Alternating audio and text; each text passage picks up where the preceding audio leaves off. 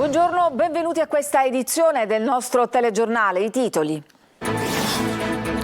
Villa confiscata alla Stidda data alle fiamme a Gela avrebbe ospitato un centro di recupero per le tossicodipendenze. Il procuratore Musti: è una sfida, reagiremo.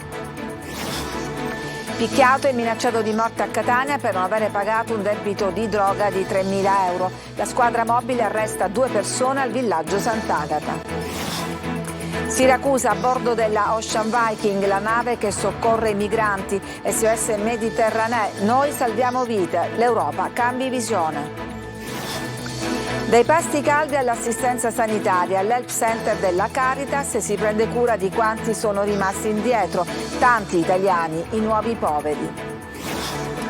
La giornata sulle malattie rare, una madre palermitana racconta il calvario di 10 anni per garantire assistenza e cure alla sua bambina.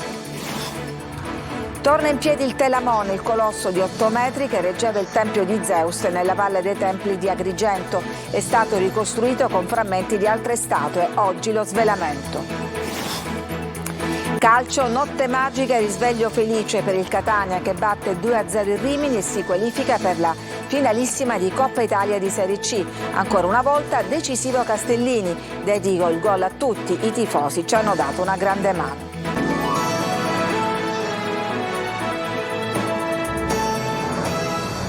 Alla periferia di Gela, una villa con piscina confiscata alla mafia è stata data alle fiamme. Doveva diventare un centro di recupero per tossicodipendenti. Il procuratore di Gela, Musti: è una sfida, reagiremo. Gerry Italia.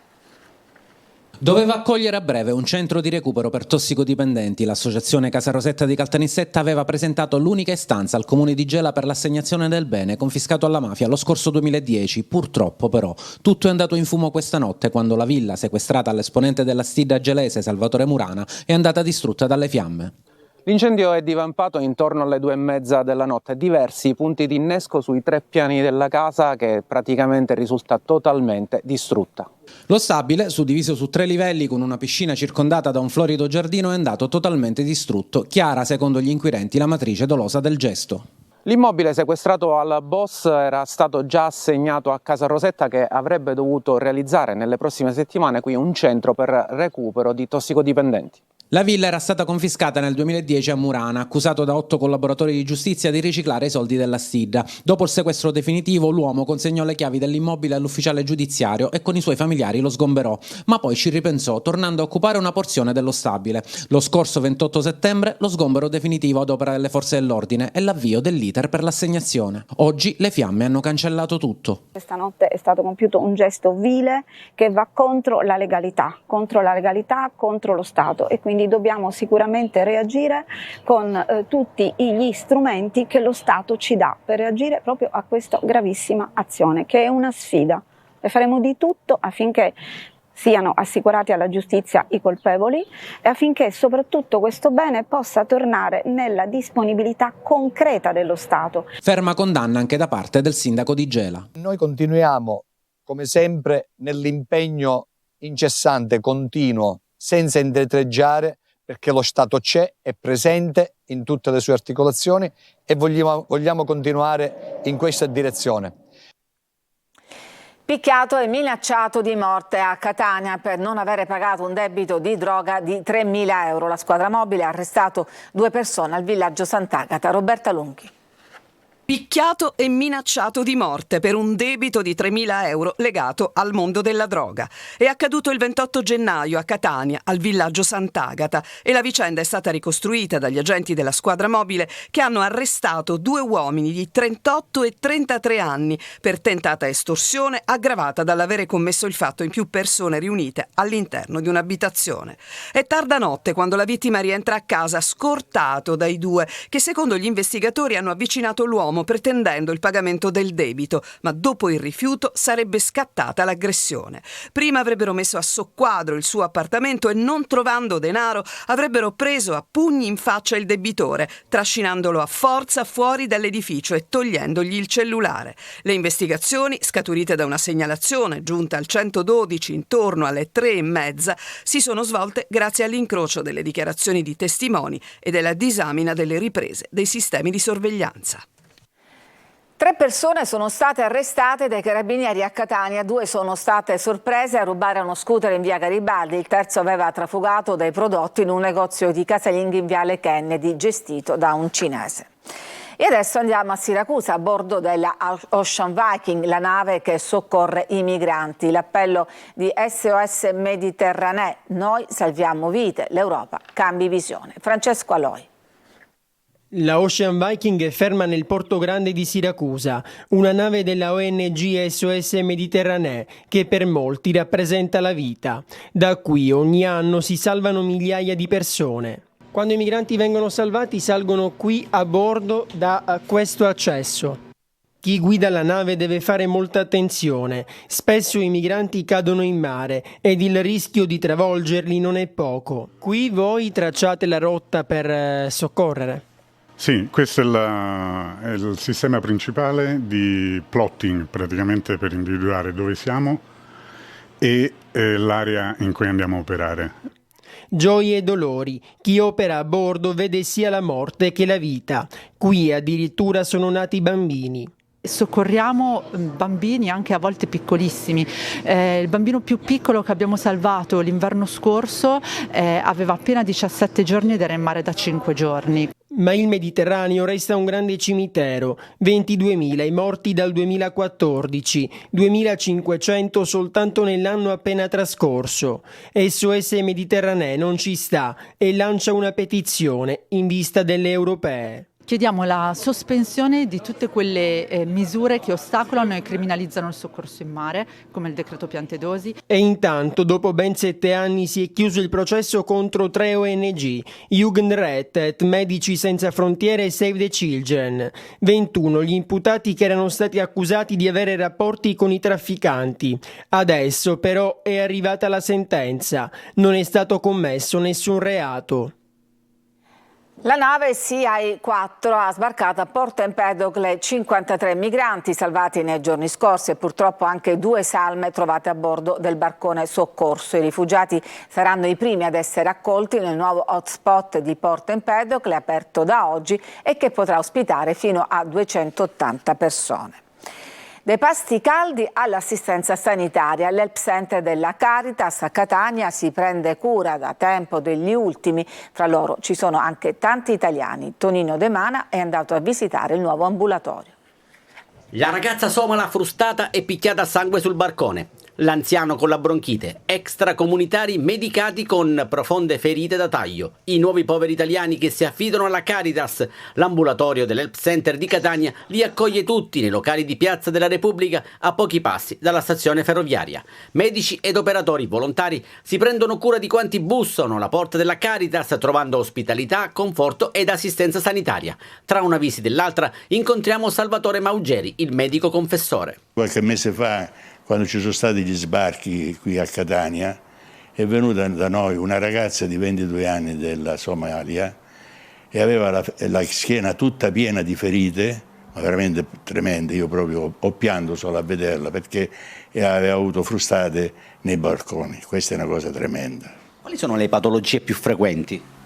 Soprattutto qui le persone che dormono fuori, perché abbiamo anche un'unità di strada.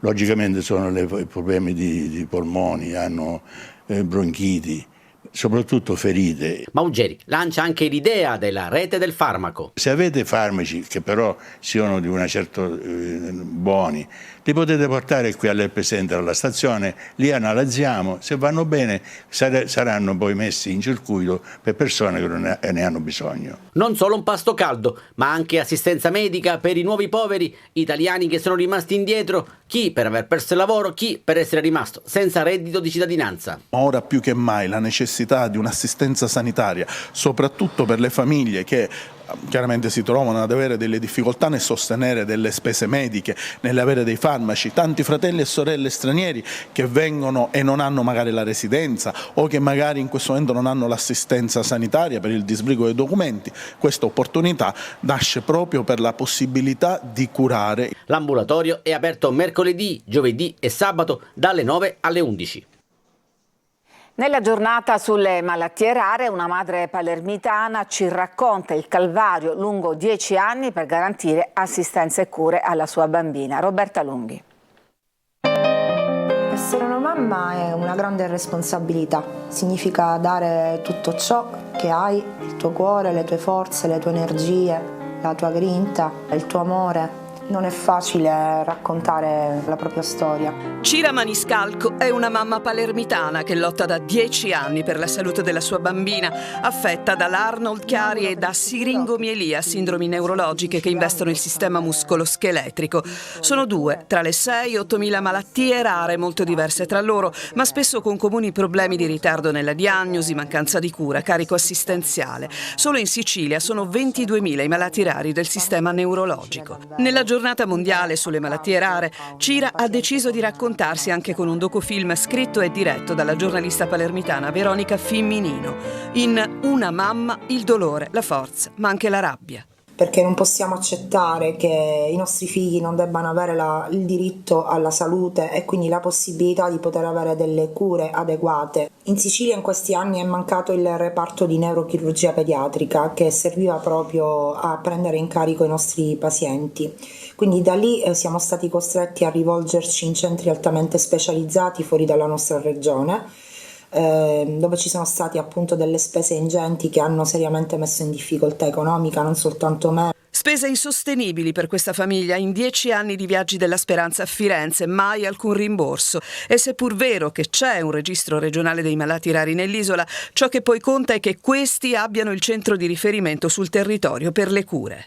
Chiedo alle istituzioni che si possa creare questo reparto e nello stesso tempo creare un team multidisciplinare in grado di poter prendere in carico i pazienti dall'inizio fino alla fine del percorso diagnostico e terapeutico. Mi auguro soprattutto che anche le istituzioni possano riconoscere e comprendere quanto è difficile davvero vivere accanto a un paziente con malattie rare. Si parlerà di alimentazione e salute a Sicilia 24 Focus di oggi alle 14.30, subito dopo il TG. Il cibo, alcune diete possono aiutare a contrastare alcune malattie. Ospiti di Adelaide Barbagallo, la nutrizionista Enza Perdicaro. Potete inviare le vostre domande con un messaggio al 342 745 5005.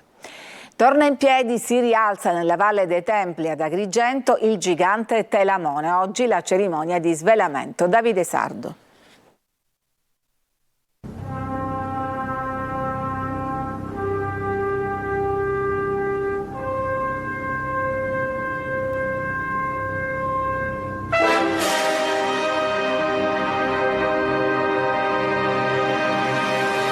Dopo un letargo millenario, uno dei giganti Telamoni è stato risollevato dal sonno a nuova vita ed è stato svelato nella città di Agrigento, capitale della cultura italiana 2025. Il Telamone, per secoli a sostegno del maestoso tempio di Zeus Olimpio nella Valle dei Templi, risalente al V secolo a.C., è stato distaccato dall'imponente intelaiatura in acciaio Corten, alta circa 12 metri. Il gigante tufaceo, lo stesso materiale delle colonne doriche dei templi greci, è alto più di 8 metri e non è una copia, ma è frutto di un vero e proprio mosaico, combinando blocchi originali e frammenti scoperti già nel 1920 e conservati nell'area del tempio dove giacciono le rovine. Presente allo svelamento anche il governo regionale. Il colosso è un colpo d'occhio ammirabile da più zone e angolature. La Valle dei Templi, patrimonio UNESCO, si arricchisce di un altro gioiello. Ci fermiamo, c'è una pausa per la pubblicità, torniamo dopo con altre notizie.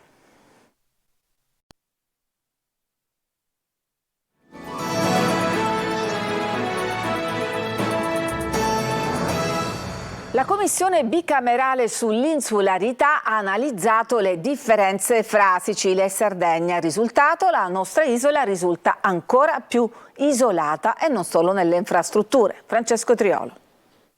È chiaro che c'è questo gap e deve essere eliminato, non perché lo dice Calderone, ma perché lo dice la Costituzione.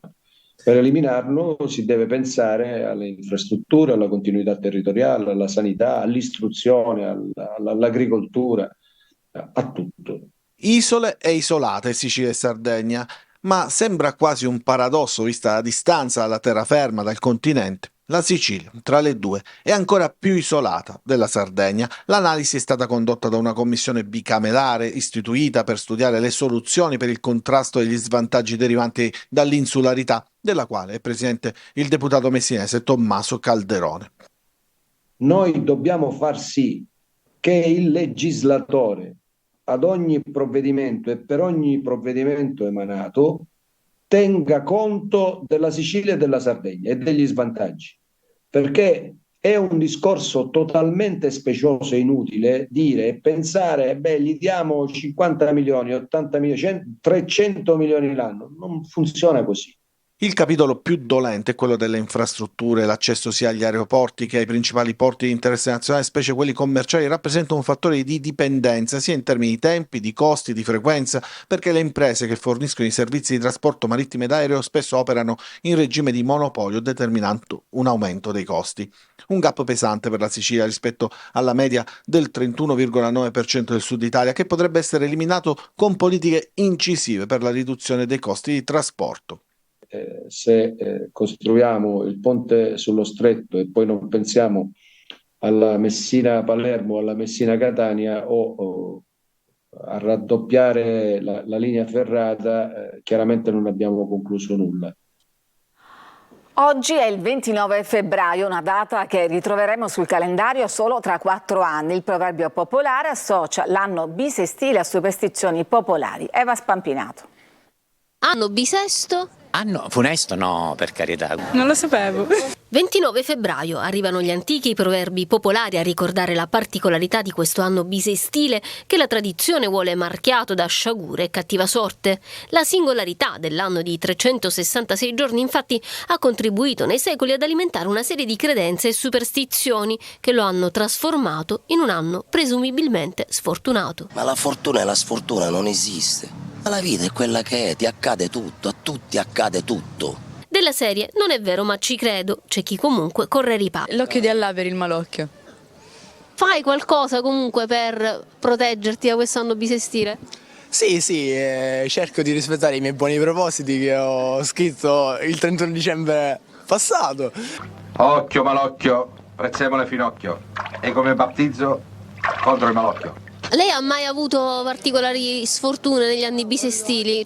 Che io mi ricordo, no. Eventi disastrosi come il terremoto di Messina o le stragi di Capaci e Via D'Amelio avvennero negli anni bisestili. Ai tempi del Savonarola si temevano carestie ed epidemie e chissà che gli antichi non avessero ragione. Tipo 4 anni fa è scoppiato il Covid però vabbè, non lo so se è correlato, non lo so. Intanto c'è chi questo anno bisesto lo sta vivendo davvero in modo funesto. I Ferragnez. Loro tanto in faccia hanno preso l'anno bisestile. Tanto vale ricorrere agli antichi rimedi. Corno di bue, latte scremeto, proteggi questa casa dall'innomineto.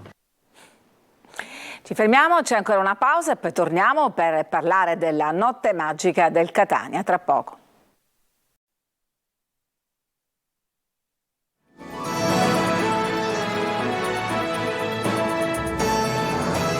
Siamo al calcio, notte magica per il Catania che batte il Rimini e va in finale di Coppa Italia. Castellini fa esplodere il Massimino e dedica il gol ai tifosi. Tonino De Mana.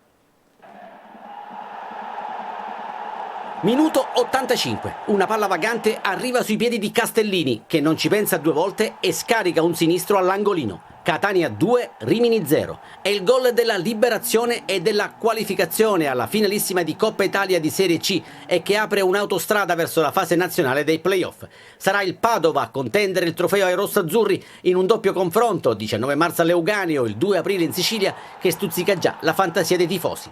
Il grande cuore rossazzurro batte forte in una serata che rende felici tutti, dalla squadra alla dirigenza, Pellegrini in testa, passando per i tifosi e per finire al cassiere del Massimino che si frega le mani con 19.842 spettatori paganti. E da solo vale il prezzo del biglietto il potente sinistro di Alessio Castellini, l'uomo della provvidenza che nel finale spezza l'equilibrio e fa pendere la bilancia dalla parte del Catania. Il suo gol fa esplodere lo stadio, una prodezza da vedere e rivedere, bella ed efficace che spalanca le porte del paradiso. In una partita da dentro o fuori, ma con il sostegno della città, il Catania lotta, soffre e alla fine porta a casa la vittoria ribaltando l'1-0 maturato in Romagna.